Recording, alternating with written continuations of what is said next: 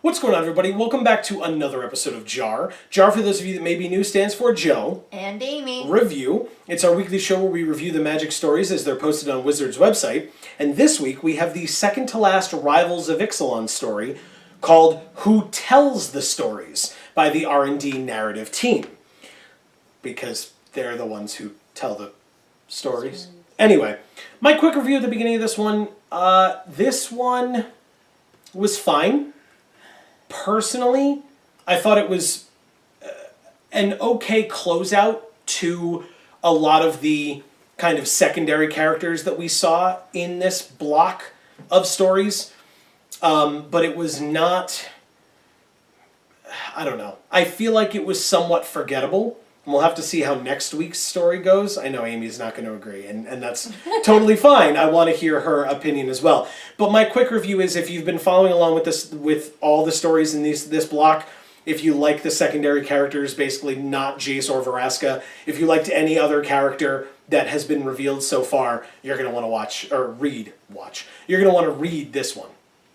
And then you can watch our video. So, I'm sorry. So I know you disagree with the forgettable part. Absolutely. Okay. To me, this is the best story that Watley is in. Fair. So, I recommend it. Okay. So yeah, and then if you go read the story and then come back here and watch our review, as we always say, we review, we do not summarize, and we wouldn't want to spoil anything for you. So, on to the full review itself. This was obviously because of how last week's story worked. This was the first story that did not have something else and then Jace and Vraska at the end for Rivals of Ixalan stories, which makes sense because their arc closed last week. And so they should be done now. And now we are on to this week and next week being kind of the end, and kind of resolving what the plane looks like now.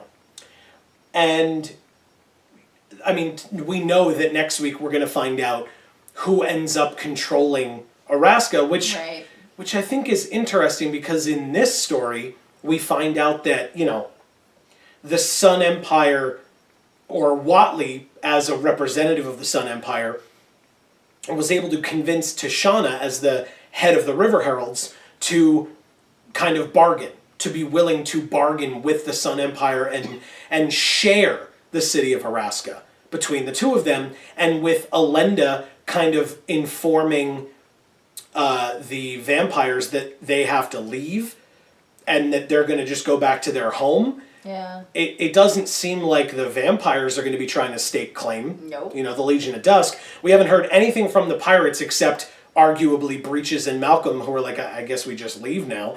And then they get to leave. I mean, they're pirates. They weren't going to stick around anyway. No, I mean, I guess, again, in my opinion, and we've talked about this in the past, mainly in between with the Planeswalker's Guide to Ixalan kind of a thing, I've mentioned the fact that the Coalition, the Brazen Coalition, are like the saddest backstory group because they had their lands stolen from them while they were out on ships, and they kind of just have no home, which is why they became pirates. It wasn't something that they necessarily wanted to do.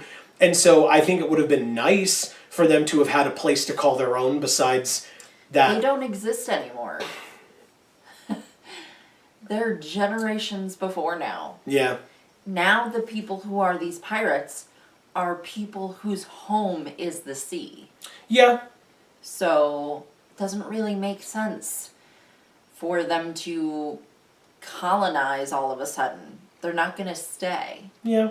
It's not their home. I mean, they've got the communal meeting area, whose name I'm not going to remember, but you guys, if you've read the stories, know what I'm talking about. It's the area where all of those crashed ships went together, and then it formed like basically a city where the pirates were able to go. So they kind of had central meeting locations, but it was never... I don't necessarily disagree that they're not necessarily going to go from seafarers to, whatever, let's give all of that up, everything we've really ever known, and stay here. But, obviously we'll see. Not the nature of a pirate. Right, but as of the recording of this video, we don't have the result of the final vote, but from what we've been seeing so far, it looks like the Sun Empire is in the lead with the River Heralds not far behind, and then the vampires and the pirates in that order are behind those two. And that's, again, before this final portion of the vote goes through, so we'll see what that means. I thought more people would vote for pirate. I had hoped so. To me, they were the most, like I said, since they were the most tragic backstory, they were kind of the most lovable, in my opinion, in terms of who deserved it. But I think everybody, see, the thing is, I don't know that the votes were presented as Sun Empire River Heralds. I think the votes were posed as dinosaurs versus merfolk. And because everybody thinks the dinos are so cool, they're voting for the dinos, but it's really not I'm all about the merfolk. Well, so am I, but it's really not the dinos, it's the humans who control the dinos. So it's really not the way that I perceived the vote being presented, and that's just my personal opinion. I'm sure we'll have more opportunity to talk about this next week when we find out what the final vote is. But in this story, I actually, again... I definitely 100% feel like the River Heralds deserve it more than anybody else. Agreed. And I mean... Allison has been saying, Lures. I think Watley even feels like that. Right. And I mean, Allison has been saying in her tweets that, she said, I think at one point when she was talking about this vote, she said, just make sure that you pick correctly.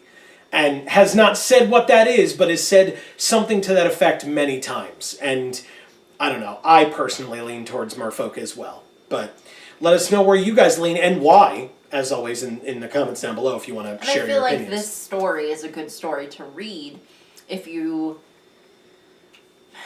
want to understand why we think the merfolk are the ones who deserve it in the end, because I think this story is a good highlighter of that. Yeah. You know what I think, though, is interesting is I'm curious if next week we get a confrontation between Tishana and Kumena again.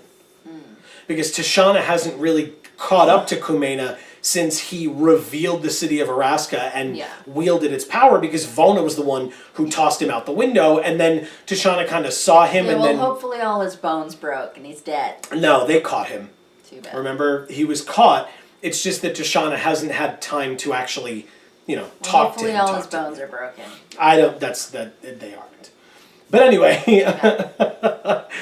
we'll see how that goes. But in terms of this story, right, we got, like I said, we got some resolution to a lot of different things. We had Saint Elenda finally showing herself to Vona and Mavrin Fane.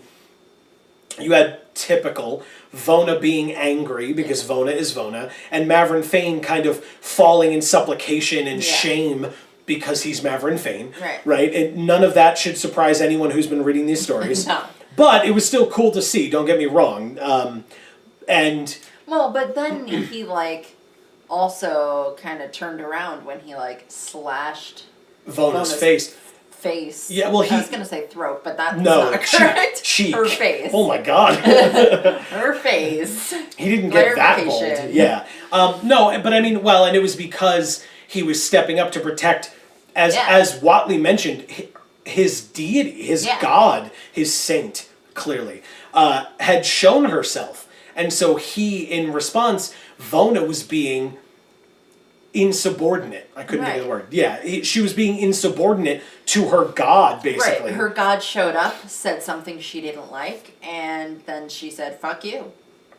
Yeah, in no uncertain terms, and he was like, "No, you can't just do that." Yeah, and she got put down for it. Well, and you know what? I mean, Mavrin didn't even have to, right?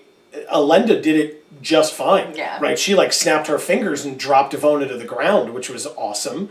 Just smeared her face on the floor. Yeah. Which was great. So cool. And so we saw them leave, as I said. Oh, and then of course the story basically begins with once the immortal sun disappears, as would make sense.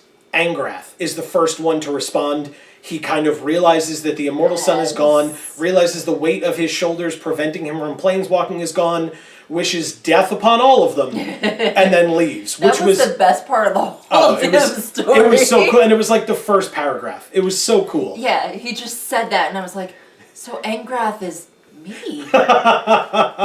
And then he planeswalks away, and I'm like, yes. Yeah. Thank God he finally got to leave. So now he gets to go home to his daughters. We'll see, because he's been trapped for a long time. So we'll see how that turns out for him, if and when we see him again. Yeah. And to be honest, him.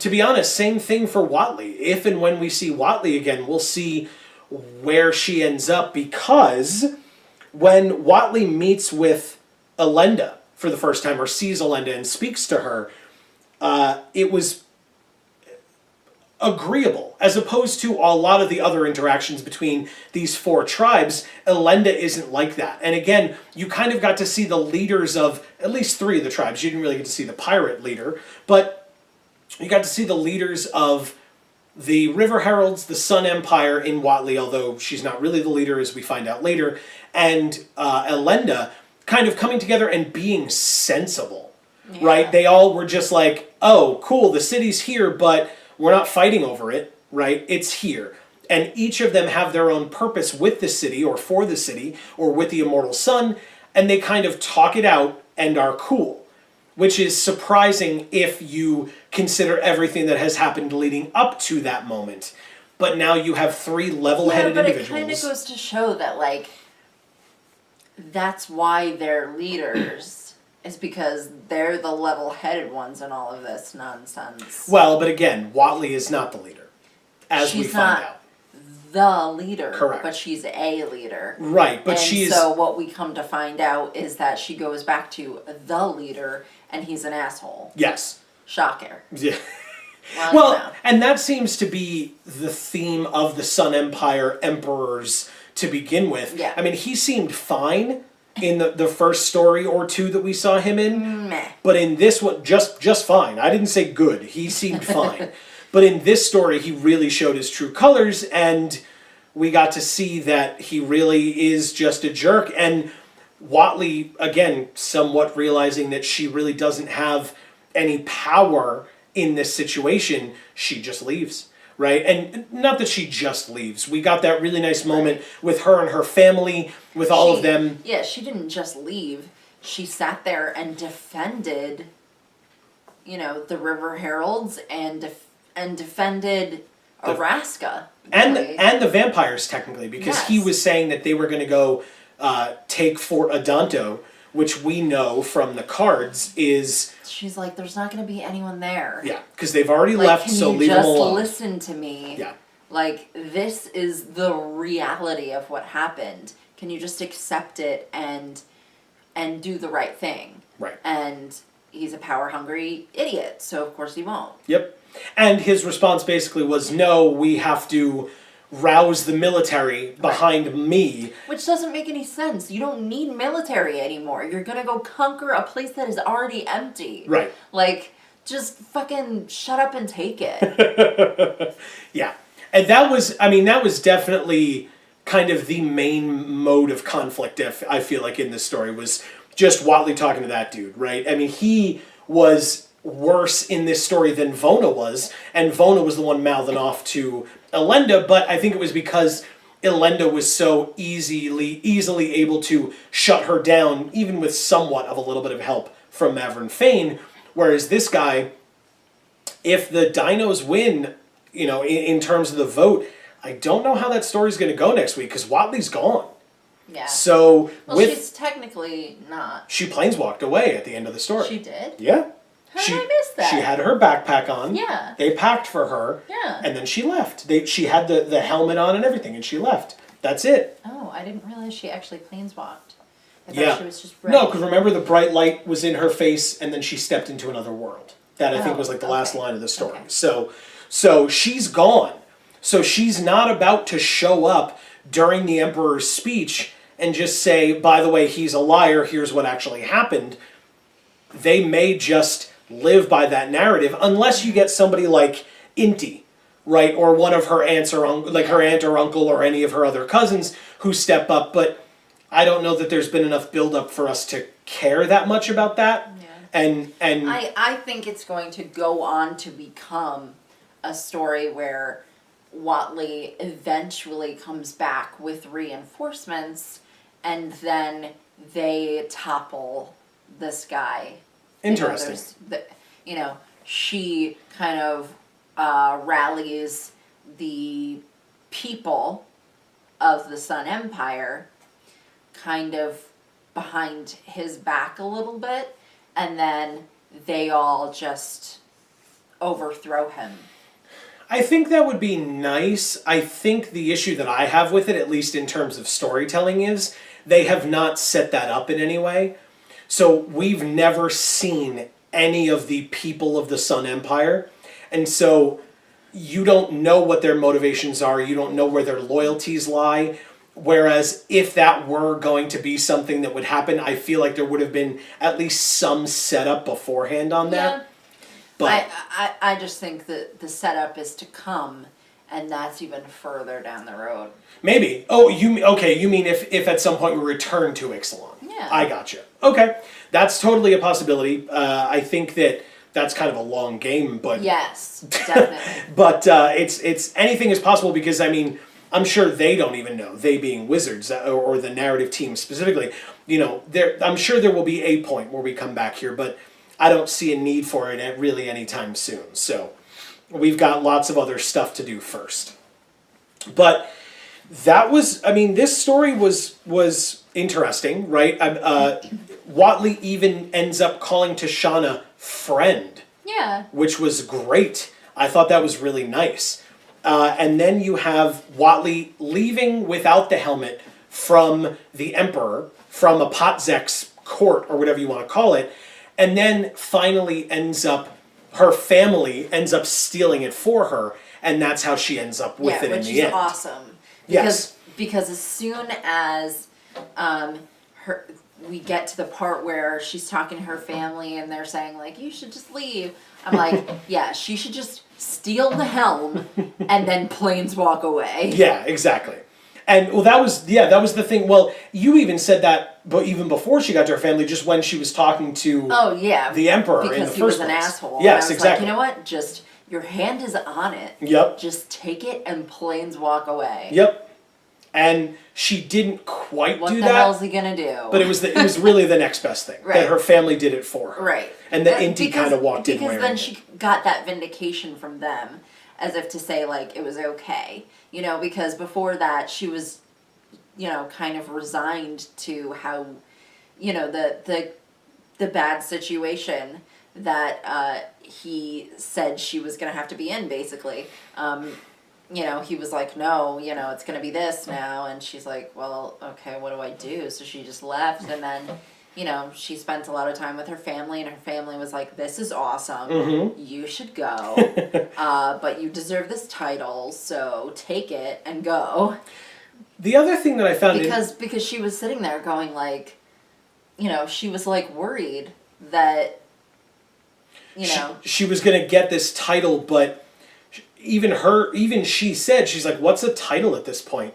She's like, I can go to other worlds. I just rode a massive three-headed dinosaur. She was sitting there worried that, like, she couldn't planeswalk now, even though that was, she's a planeswalker now. Oh, right. But she was worried that she couldn't leave, basically, because she's the warrior poet. Right. Which, you know what? The other thing is... if Jace could do it, then so could she. I thought it was really stupid in this story, though.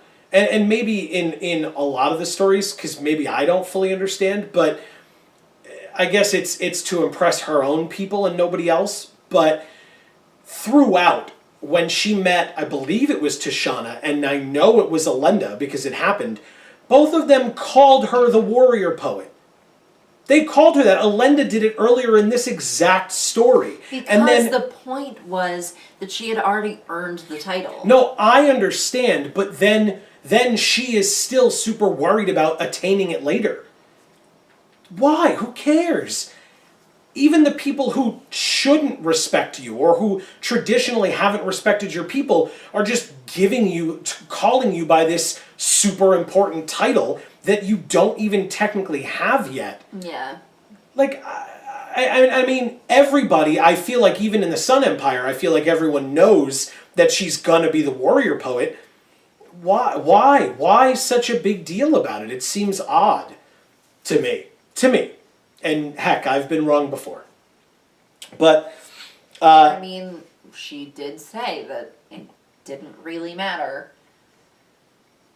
yeah. Now that she's a planeswalker. Yeah, she figured it out, right. She got to that point later on. It's just, it just seems odd that the title is still so important. And yet, it's technically not, because, as we see at the end of the story, she just steals the helmet and leaves anyway, because it's rightfully hers, but she's like, screw your pomp and circumstance that you're not even going to give me the right to fully go through the ceremony. You're just going to do it to make yourself look and feel better. Right. And then I'm just going to go now instead. Right. And make it easier for all of us. So there was that. I think the other thing that I took away from this story that I found interesting was, when we've been on other planes, Ravnica is the example that I can think of most recently, but a visit that we took to Ravnica, not when we were in Return to Ravnica, was the Gatewatch, or the main story planeswalkers, like Ral Zarek even, were very hesitant to planeswalk in front of the populace, to inform them of planeswalking, to let them know about other worlds. Even on Kaladesh, I believe, they were kind of nervous about Rashmi finding out about other worlds, and not, Saheeli was even saying, like, please don't tell anybody about this, or this is secret, and etc. And Rashmi was cool with it, but all of these planeswalkers have been really trying to, like, not let people know about it at all. On Ixalan, though, I mean, Elenda knew about it, Tishana knew about it, Watley told her whole family, like everyone just standing around. So it was a very interesting contrast. Kind of odd, yeah. Now, obviously, it's not like when your spark ignites, you just gain that knowledge that no one else should know about it. But so it's not like, oh, well, that doesn't make sense storyline wise. It does. She doesn't know any better.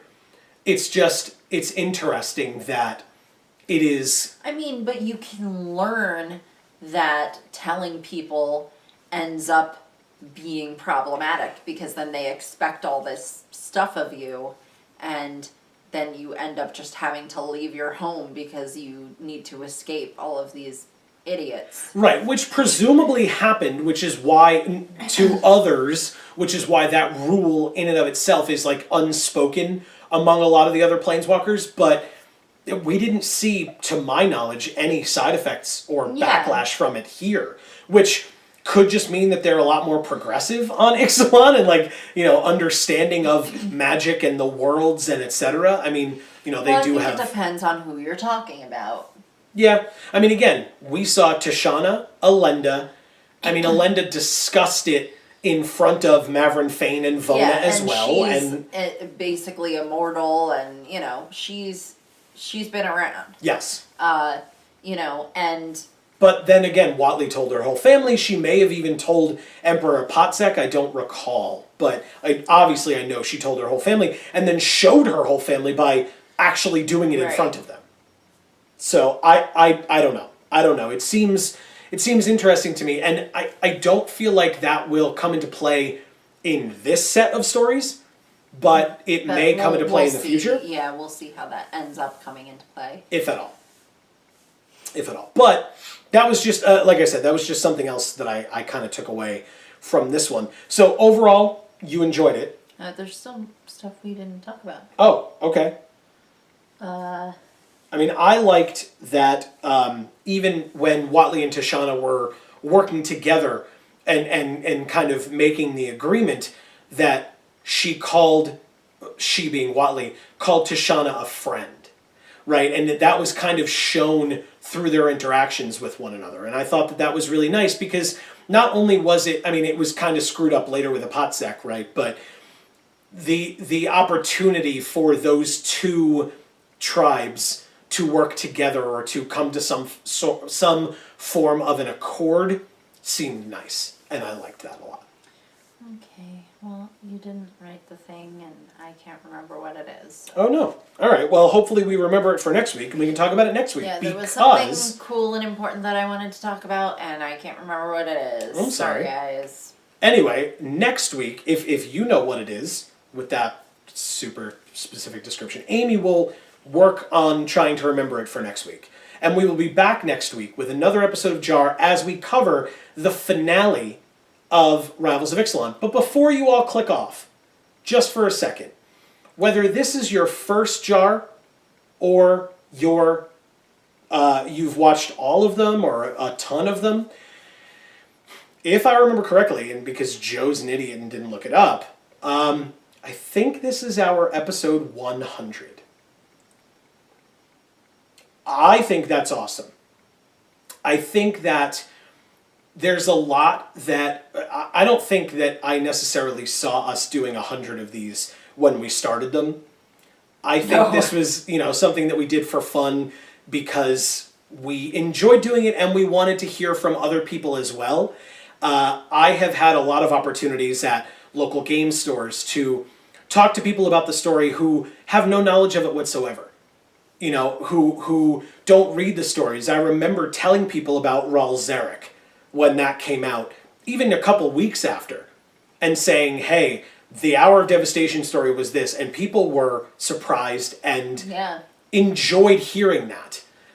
We had an opportunity to read some of these stories with our friends who are aware of Magic as Game but have really not been aware of the stories at all, and who really enjoyed them. Yeah, so it wasn't even like they read those stories and they were like, oh, okay, well, I don't know any of these characters or where it takes place or what it's really about, so even though I heard the story, I don't care. Right, no. Because there was plenty of opportunity for that to have been what happened. Mm-hmm. Yet, they still really enjoyed them. Yes. So I think that just goes to show the quality of the content, of these stories. And I think that that's really something to commend, and it's really something to analyze. I mean, we do it every week. But I'm hoping that people that read the stories do it in their own heads as well. I hope that they're sitting there reading the stories and thinking to themselves about all of these characters and all of these planes and what will come of them, and kind of going different places with their ideas and everything like we do here. Mm-hmm. Because like we always say in every episode, our opinions isn't what matters. Being able to have a conversation about these stories and kind of like expand on how meaningful they really are is what's important, right? So we hope that everyone who reads them does that. I mean, not to say that, I don't want to put words in your mouth or ideas in your head or whatever, but, we hope that the stories can be even half as meaningful to you as they are to us, which is why we do the show. Yeah. And we like hearing from you guys. And so, obviously, as always, please start a discussion in the comments down below. Continue a discussion in the comments down below. Let us know your thoughts, your feelings. But just for our 100th episode, we don't have a ton of fanfare or anything. It's kind of just more along the same lines. Before they added the 6th story, I thought it was really nice that it kind of melded perfectly with the finale of Rivals of Ixalan. Yeah. And then they added a 6th one, which is fine. It's understandable. This story was a little short in comparison to a lot of the others, but whatever story comes... to me was amazing. Right, but with whatever comes next week, I'm sure it would have been so long, and we probably would have complained about that. So I appreciate that it was cut in half, and I'm sure I'll appreciate it more, like I said, next week when we see the length of that story. But I don't know. I don't know that I will appreciate next week's story as much as this week's story, because I think this week's story was great, and I think leaving it off here is a great place to leave it off. Yeah. for me personally. No, that's fair. So, that's fair. I mean, we'll see, but we'll talk about that next that's how week. I feel right now. Yeah, and with that opinion in mind, feel free to read next week's story thinking about that and think about whether you then agree or disagree following next week's story. But for our I really want to hear all about it, guys. Yes. For real. Yes, absolutely. I'm not just saying Please. So for our 100th episode, I just want to say, because we say thank you for watching, and we mean it, right? It doesn't just, it's not just something we say. I actually mean it. It's Thank not you lip guys for service. watching. No. But I also want to thank you all if you've ever interacted. Sent a comment, left a comment, checked it out on Reddit, right? On the Right. MTG Vorthos Reddit. If you share it ever with anyone, if you tell your friends about it, if you share it personally on your Facebook, on Twitter, on whatever, people have said such kind words, and I really appreciate that a lot. I want to thank Wizards of the Coast for giving us the opportunity to review their stories, right? Wizards would have every right, and I'm glad that they don't. But we've seen this a lot if you follow along with YouTube politics, if you will. We've seen a lot of other companies turning around and saying, hey, you're talking about our intellectual property here, no more. And we've been critical of them and have praised them. And so they would have had every right, in my opinion, to have turned around and said, you guys need to stop. And I would have been upset about it, but in the end, it would have been something that, again, I believe they would have had a right to do, and they've never done that. In fact, we've had the opportunity to hear from some people at Wizards, and that is an honor in and of itself. Yeah, I mean, Allison Lors interacts with us every once in a while. Back when Kimberly Kreiness was still working for the company, we heard from her quite a few times. Right, and many, many others. And I've been so grateful for that, and that's not why we do it, but it is a nice reward, if you will, for doing these kinds of stories. And please believe me. So much. Right, well, but I was going to say, please believe me when I say that in no way diminishes my joy in reading each and every comment that is posted on video as well. Yeah. Just because you don't work for Wizards of the Coast, if you leave a comment, don't think for a second that I am not just as happy. Yeah, and in fact, comments from you guys are really basically more valuable because we're interacting with our actual audience. People at Wizards see us as their audience, right? So what we say maybe matters to them a little bit, but what you say to us matters to us a whole lot because our audience is a lot smaller. Yeah, but it's also something that, I'm sorry if I cut you off. I was just going to say, I know that for me, there are a lot of times where, if somebody leaves a comment in the comment section, to me, they are on par, right? With a lot of things that people say. Sometimes there's a comment where I kind of look at it sideways because I'm not exactly sure what people are getting at, but there are well-reasoned, well-thought-out theories and opinions in the comment section, and I am no better than any one of those people. No, of course not. I consider myself to be a peer and or a disciple or a student of that person in hearing something that they've said and going, oh my God, that's so right. I love when that happens. Yes. In fact, I'll go a little sideways with it and say, if you want to leave a nice bizarre theory as well. I'm all about bizarre theories. I really like hearing those. Yeah. But, if it takes a second to understand what you even mean, but then, sit there and really, maybe a couple days later I kind of dwell on it a little bit and go, you know what? I kind of like that idea. And then what about this? Mm-hmm. And then if they did this other thing over here could happen, and then that would create this whole mess over here, and then it'd just be a domino effect of, all of these occurrences and blah, blah, blah. I really love doing stuff like that. That's super interesting to me. So, getting that snowball, that little teensy snowball rolling just a little bit from your comment is awesome to me because then it just, turns out to be this big boulder of a snowball in my head afterward, which, maybe isn't the best way to spend my time, but I enjoy it. I could be doing maybe some more important things, but no such thing. That's,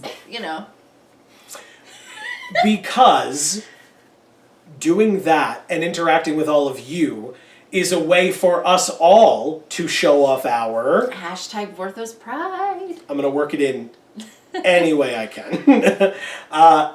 So again, from the 100th episode, and don't you worry, we're not planning on stopping anytime soon. Thank you guys so much for watching. This has been another episode of JaAR here on Geek for All. I have been Joe. And I'm Amy. And as we always say, in whichever video of ours you watch next, we will see you all next time. Thanks, everybody.